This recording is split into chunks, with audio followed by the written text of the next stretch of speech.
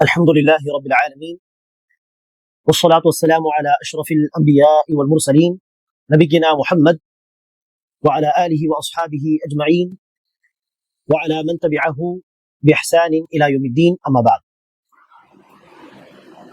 கண்ணியமிக்க சகோதர சகோதரிகளே, இது இஸ்லாமிய வரலாறு வகுப்பு. இந்த வகுப்பில் நாம் நபித்தோழர்களில் சஹாபாக்களில் மிக சிறந்த சஹாபியாகிய அபூ பக்கர் சித்தீக் ரலியல்லாஹு அன்ஹு அவர்களை குறித்து சில விஷயங்களை தெரிந்து கொள்வோம். அன்பார்ந்தவர்களே, நபி ஸல்லல்லாஹு அலைஹி வஸல்லம் அவர்களுடைய இந்த உம்மத்தில், இந்த சமூகத்தில் மிக சிறந்த உம்மதி, மிக சிறந்த மனிதர் என்று சொன்னால் அது அபூ பக்கர் சித்தீக் ரலியல்லாஹு அன்ஹு அவர்கள்தான். இவர்கள் நபி ஸல்லல்லாஹு அலைஹி வஸல்லம் அவர்கள் பிறந்து 2 வருடங்கள் கழித்து பிறந்தவர். ரசூலை விட 2 வயது சிறியவர். நபி ஸல்லல்லாஹு அலைஹி வஸல்லம் அவர்களுக்கு தூதுத்துவம் வழங்கப்படுவதற்கு முன்பாகவே நபி ஸல்லல்லாஹு அலைஹி வஸல்லம் அவர்களுடைய நண்பராக இருந்தவர். நபி ஸல்லல்லாஹு அலைஹி வஸல்லம் அவர்களுடைய தோழமையில், நபி ஸல்லல்லாஹு அலைஹி வஸல்லம் நட்பில் அவர்கள் இருந்த காரணத்தினால் அறியாமை காலத்தில் இருந்தே அவர்கள் நற்குணங்களை கடைபிடிக்கக்கூடியவராகவும் அல்லாஹ்வுக்கு இணை வைக்காதவராகவும் ஒரு நல்ல மனிதனிடத்தில் என்னென்ன பண்புகள், தன்மைகள் இருக்க வேண்டுமோ அதை கடைபிடிக்கக்கூடியவராகவும் அவர்கள் வாழ்ந்திருக்கிறார்கள். இது ரசூலுடைய நட்பின் தாக்கம், ரசூலுடைய தோழமையின் தாக்கம் அபூபக்கர் சித்தீக் ரலியல்லாஹு அன்ஹு அவர்கள் மீது. ஆகவேதான் அன்பானவர்களே, அபூபக்கர் சித்தீக் ரலியல்லாஹு அன்ஹு அவர்கள் இஸ்லாத்தை அவர்கள் தழுவிய பிறகு சில பிரச்சனைகள் வந்தது மக்காவில். அந்த பிரச்சனைகளுக்கு மத்தியில் மக்காவை விட்டு அபிசீனியாவிற்கு ஹிஜ்ரத் செய்து போய்விடலாம் என்று மக்காவை விட்டு புறப்படுகிறார். அப்போது வழியில் இப்னு துகன்னா என்பவர் சந்திக்கிறார், ஒரு மக்காவாசி. அவர் கேட்கிறார், எங்கு அபூபக்கரே, எங்கு செல்கிறேன்? அவர்கள் சொன்னார்கள், நான் மக்காவை விட்டுவிட்டு வேறு இடத்தை நோக்கி சென்று கொண்டிருக்கிறேன். ஏக இறைவனை சுதந்திரமாக வணங்கி வழிபடுவதற்காக. மக்காவில் என்னை படைத்த இறைவனை சுதந்திரமாக வணங்க விடுவதில்லை இந்த மக்கள் என்று சொன்னதும் இப்னு துகன்னா அவர்கள் சொன்னார்கள், மிஸ்லுக யா அபூ பக்கர் லா யக்ருஜ் வலா யுக்ரஜ்.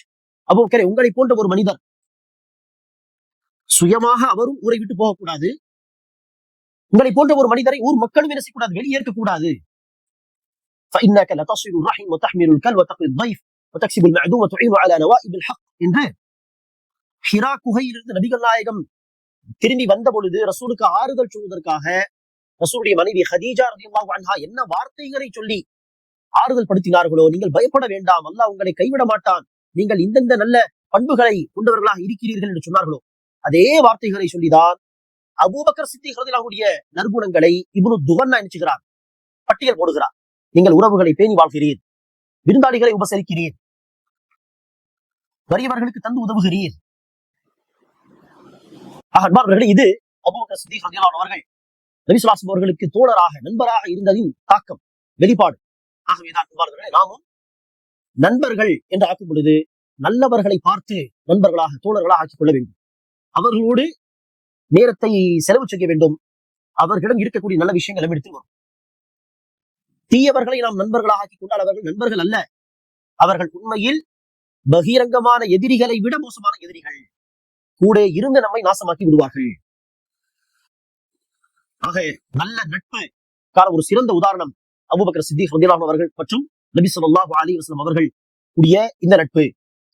அன்பார்ந்தவர்களே, நபிகள் நாயகம் ஸல்லல்லாஹு அலைஹி வஸல்லம் நபியாக்கப்பட்டு ரகசியமாக தன்னுடைய அழைப்பு பணியை தொடங்கிய பொழுது நபி ஸல்லல்லாஹு அலைஹி வஸல்லம் அவர்களை தூதராக ஏற்று நம்பிக்கை கொண்ட முதல் ஆண்களில் முதல் நபர் அபூ பக்கர் சித்தீக் ரலியல்லாஹு அன்ஹு அவர்கள்.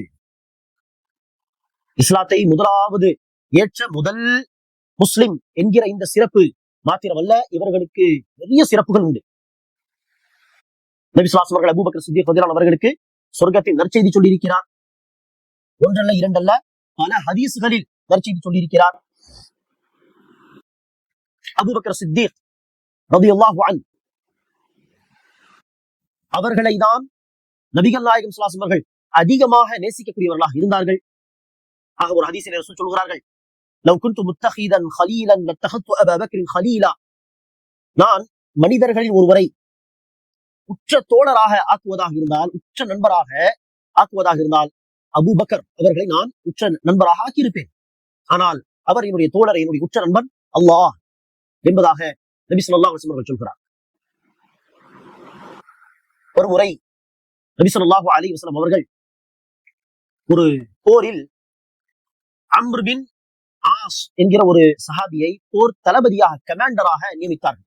அம்ர் பின் அல் ஆஸ் ரலியல்லாஹு அன்ஹு. அவருடைய தலைமையில் பல மூத்த சஹாபாக்களும் கீழே இருந்தார்கள். இவர் தலைவர், தளபதி, இவருக்கு கீழ் பல பேர் இருந்தார்கள், மூத்த சஹாபாக்கள். ஆக அமர் பின் ஆஸ் அவர்கள் யோசித்தார்கள், இவர்களெல்லாம் இருக்க என்னை நபிகள் நாயகம் போர் தளபதியாக நியமித்தார் என்று சொன்னால் நபி ஸல்லல்லாஹு அலைஹி வஸல்லம் அவர்கள் என்னை தான் அதிகமாக நேசிக்கிறாரோ என்று நினைத்து நபி ஸல்லல்லாஹு அலைஹி வஸல்லம் அவர்கள் எல்லாருக்கும் அந்த தலைமைத்துவம் வர வேண்டும், தளபதியாக, போர் தளபதியாக இருக்கக்கூடிய அந்த தன்மை வர வேண்டும் என்று நினைச்சுவார்கள். எல்லோருக்கும் அந்த பயிற்சி தருவார்கள். ஒருவரை நியமித்தால் இவர்தான் அந்த கூட்டத்தில் சிறந்தவர் என்று அர்த்தம் அல்ல. ஆனால் அவர்கள் அப்படி எண்ணினார்கள்.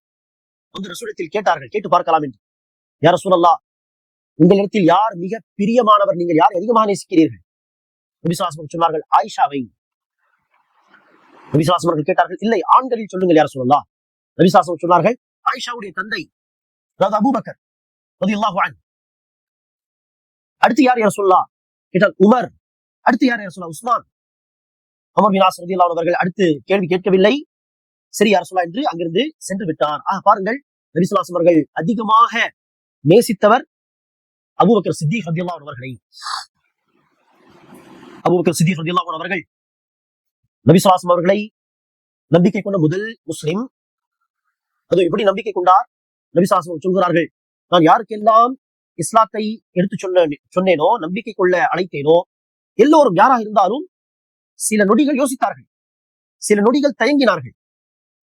அபூபக்கர் சித்தீக் ரலியல்லாஹு அன்ஹு அவர்களை தவிர. அபூபக்கர் சித்தீக் ரலியல்லாஹு அன்ஹு அவர்கள் நபி ஸல்லல்லாஹு அலைஹி வஸல்லம் அவர்கள் இஸ்லாத்தை நோக்கி அழைத்ததும் சரி யா ரசூலல்லாஹ் என்று அவர்கள் இஸ்லாத்தை ஏற்றுக்கொண்டார்கள். யோசிக்கவில்லை, சில நொடிகள் கூட என்ன செய்ய தயங்கவில்லை. அப்படிப்பட்ட ஒரு நம்பிக்கை முஹம்மது ஸல்லல்லாஹு அலைஹி வஸல்லம் அவர்கள் மீது, தன்னுடைய நண்பர் மீது. இஸ்லாத்தை தழுவிய பிறகு ஆரம்ப காலகட்டத்திலே அவர்கள் அந்த சத்தியத்தின்பால் மக்களை அழைக்கவும் தொடங்கிவிட்டார்.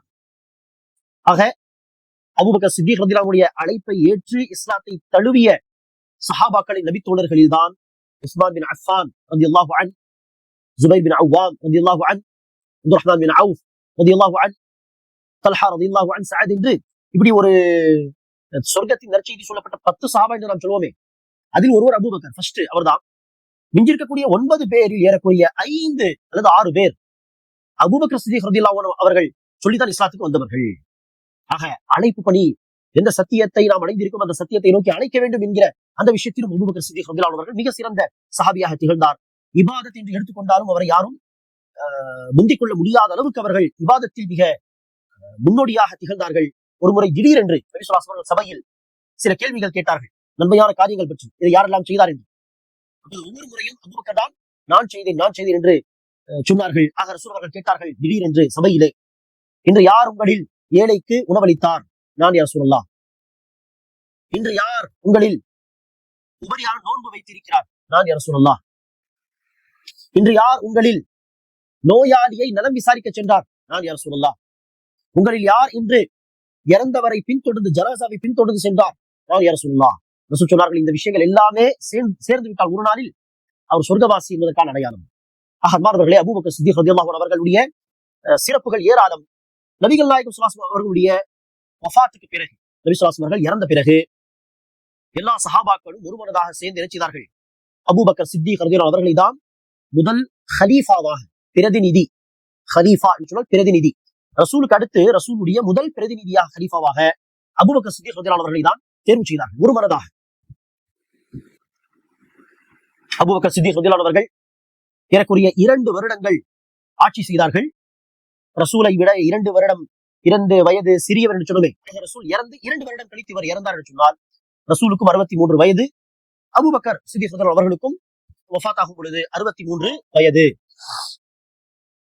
அன்பார்வர்களே, இந்த 2 வருடத்தில் அபூபக்கர் சித்திக் ரலியல்லாஹு அவர்கள் ஆட்சி செய்தது 2 வருடம் தான், பெரிய நீண்ட காலம் அல்ல. ஆனால் இந்த 2 வருடத்தில், குறுகிய காலத்தில் அவர்கள் செய்த பணிகள் என்பது இன்று கோடிக்கணக்கில் முஸ்லிம்கள் இருந்தும் பல வருடங்கள் எடுத்துக்கொண்டாலும் செய்து முடிக்க முடியாத ஒரு வேலையாக அது இருக்கிறது. ஆனால் அவர்கள் 2 வருட காலத்தில், 1 வருடத்தில் அப்படிப்பட்ட பணியை அவர்கள் செய்தார்கள் சஹாபாக்களை கொண்டு. என்ன பணி அது என்று கேட்டால், இவர்கள் ஆட்சிக்கு வந்த பொழுது 3 பெரிய பெரிய குழப்பங்களை எதிர்கொள்ளக்கூடிய ஒரு நிர்பந்தம் இருந்தது. 3 பெரிய பெரிய குழப்பங்கள். ஒரு குழப்பம் என்ன? ஒரு பக்கம் சில பேர் தன்னை நபி என்று சொல்லி அறிவித்துக் கொண்டிருக்கிறார்கள். முகமது நபி போன பிறகு நானும் ஒரு நபி தான், தூதர் தான், என்னை நம்பிக்கை கொள்ளுங்கள் என்று போய் சொல்லக்கூடியவர்கள். இப்படி ஒரு 4 அல்லது 5 பேர் ஒரே காலத்தில் அவர்களை நம்பிக்கை கொண்ட ஒரு கூட்டம் அவர்கள் பின்னால் போய்கொண்டிருக்கிறது.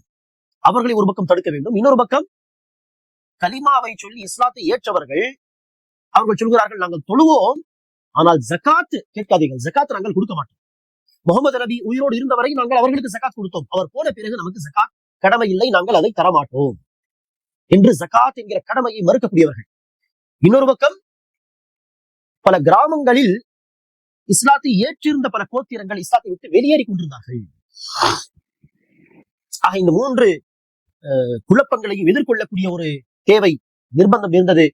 அப்போது அபூபக்கர் சித்திக் ரலியல்லாஹு அவர்கள் இந்த 3 வகையான மக்களுக்கு எதிராகவும் போர் செய்ய வேண்டும் என்று அறிவித்தார். அப்போது ஜகாத் கொடுக்க மாட்டோம் என்று மறுத்தார்கள். அவர்களை குறித்து குறிப்பாக உமர் பின் கத்தாப் ரலியல்லாஹு அவர்கள் வந்து பேசினார்கள். அவர்களுக்கு எதிராக போர் புரிய வேண்டாமே, கலிமா சொல்லியிருக்கிறார்கள், அநேகமாக தொழவும் செய்வார்கள், ஜகாத் கொடுக்க மறுக்கிறார்கள், இந்த ஒரு காரணத்திற்காக அவர்களுக்கு எதிராக போர் புரிய வேண்டாமே என்று சொன்னார்கள். ஆனால் அபூபக்கர் சித்திக் ரலியல்லாஹு அவர்கள் தன்னுடைய அந்த முடிவில் மிக உறுதியாக இருந்தார். சொன்னார்கள், இல்லை, யார் தொழுகையை மற்றும் ஜகாத்தை பிரித்து பார்க்கிறார்களோ, தொழுவோம் அவன் ஜகாத் கொடுக்க மாட்டோம் என்று தொழுகையை மற்றும் ஜகாத்தை பிரித்து பார்க்கிறார்களோ, கண்டிப்பாக நான் அவர்களுக்கு எதிராக போர் புரிவேன் என்று உறுதியாக இருந்தார்கள். ஒரு கட்டத்தில் உமர் பின் கத்தாப் அவர்களும் அபூபக்கர் எடுத்த முடிவுதான் சரி என்று நான் புரிந்து கொண்டேன் என்பதாக சொல்கிறார். அபூபக்கர் எடுத்த அந்த முடிவு ஒரு ஹதீஸின் அடிப்படையில் பார்த்தாலும் மிக சரியான முடிவு. நபி ஸல்லல்லாஹு அலைஹி வஸல்லம் அந்த ஹதீஸில் சொல்கிறார்கள், கலிமாவை சொல்லி தொழுகை நிலைநாட்டி ஜகாத் கொடுக்கும் வரை எனக்கு அல்லாஹ் சுப்ஹானஹு வ தஆலா இந்த மக்களோடு போர் புரியும்படி கட்டளையிட்டுள்ளான். இந்த 3 விஷயங்கள் செய்தால் அவர்களுக்கு எதிராக என்ன செய்யக்கூடாது? போர் புரியக்கூடாது. அந்த அடிப்படையில் இவர்கள் ஜகாத் கொடுக்க மறுக்கிறார்களே, தொழுதாலும் அவர்களுக்கு எதிராக என்ன செய்யலாம்? ஒரு முஸ்லிம் ஆட்சியாளர் இருந்தால் படையெடுத்து அவர்களுக்கு எதிராக போகலாம். 3 குழப்பங்களையும் போர் செய்ய சொல்லி தடுத்தார்கள். 3 குழப்பங்களுக்கும் ஒரு குறுகிய காலகட்டத்தில் முற்றுப்புள்ளி. ஆனால் இன்று பாருங்கள், தன்னை நபி என்று சொல்லக்கூடிய பொய்யர்களும் இருக்கிறார்கள், அது அவர்களுடைய ஃபாலோவர்ஸ் இருக்கிறார்கள். இந்த காலத்தில் இந்த காதியானி என்கிற குரூப், இவர்கள் யார்? மிர்சா குலாம் அஹமத் காதியானி என்கிற ஒரு பொய்யரை, ஒரு தஜ்ஜாலை, ஏமாற்றக்கூடியவனை நபி என்பதாக நம்பிக்கை கொண்டு போகக்கூடிய ஒரு வழிகட்ட கூட்டம். இன்னொரு பக்கம் இஸ்லாத்தை விட்டு வெளியே போகவில்லையா, அந்த கோத்திரங்கள் போனது மாதிரி பல பேர் இஸ்லாத்தை விட்டு போகிறார்கள் அற்ப சுகத்துக்காக, அற்ப லாபத்துக்காக. ஒரு பக்கம் பல மக்கள் சத்திய மார்க்கத்தின் சத்தியத்தை புரிந்து பல எதிர்ப்புகளுக்கு மத்தியில் இஸ்லாத்தை தழுவுகிறார்கள் என்று சொன்னால், பல முஸ்லிம் குடும்பத்தில் பிறந்த இளைஞர்கள் அல்லது இளம் பெண்கள் லவ், காதல் போன்ற ஒரு அற்ப சுகத்துக்காக, அதுவும் ஹராமான முறையில் அனுபவிக்கக்கூடிய இந்த சுகத்துக்காக இஸ்லாத்தை விட்டு வெளியேறுகிறார்களா இல்லையா? இன்று இஸ்லாத்தை விட்டு வெளியேறக்கூடிய மக்கள் உண்டு. ஆனால் அவர்களை நம்மால் முறையாக தடுக்க முடியவில்லை, கட்டுப்படுத்த முடியவில்லை இந்த குழப்பத்தை. ஆக அபூபக்கர் சித்திக் ரலியல்லாஹு அவர்கள் அல்லாஹ் அவர்களுக்கு கொடுத்த கல்வி, ஞானம் மற்றும் ஆட்சி பலம் இதெல்லாம் பயன்படுத்தி குறுகிய காலத்தில் எப்படி இந்த 3 குழப்பங்களையும் தடுத்து நிறுத்தியிருப்பார்கள் யோசித்து பாருங்கள். அல்லாஹ்வுடைய மாபெரும் பாக்கியம். இவ்வாறாக 2 வருடங்கள் உம்மத்தில் ஏற்பட்ட ஃபித்னாக்களை எல்லாம் அழித்து, அதுக்கு முற்றுப்புள்ளி வைத்து அடுத்து வரக்கூடிய ஹலீஃபா அபூபக்கருடைய வஃபாத்துக்கு பிறகு 2வது பிரதிநிதி தான் உமர் பின் கத்தாப் ரலியல்லாஹு அன்ஹு. அவர்களுக்காக சேவை செய்வதற்கு, உம்மத்துக்கு பறந்து விரிந்து சேவை செய்வதற்கு ஒரு நல்ல களத்தை உருவாக்கி விட்டுதான் அபூபக்கர் சித்திக் ரலியல்லாஹு அன்ஹு அவர்கள் வஃபாத் ஆனார்கள். அவர்கள் இறந்து போகும் பொழுது பெரிய சொத்து சுகம் எல்லாம் ஏதும் கிடையாது. மாறாக ஒரே ஒரு வாகனம், ஒரே ஒரு பாத்திரம், ஒரே ஒரு போர்வை, 2-3 ஆடைகள் என்று மிக குறைந்த விஷயங்களை தான் விட்டு சென்றார்கள். அதிலும் அரசாங்கம் சார்பாக கொடுக்கப்பட்ட பொருட்கள் இறந்து போன பிறகு அதை அரசாங்கத்துக்கே கொடுத்து விடுங்கள் என்று கூட அவர்கள் சொல்லி மரணித்திருக்கிறார். ஆக இப்படிப்பட்ட சஹாபாக்களுடைய வரலாறை படித்து பார்ப்பதில் நமக்கு பல படிப்பினைகள் உண்டு. அல்லாஹ் சுப்ஹானஹு வ தஆலா நமக்கு நபித்தோழர்களுடைய வாழ்க்கை வரலாறை எல்லாம் படித்து படிப்பினை பெறக்கூடிய வாக்கியத்தை தருவானாக. ஆமீன். அஸ்ஸலாமு அலைக்கும் வரஹ்மத்துல்லாஹி வ பரகாத்துஹு.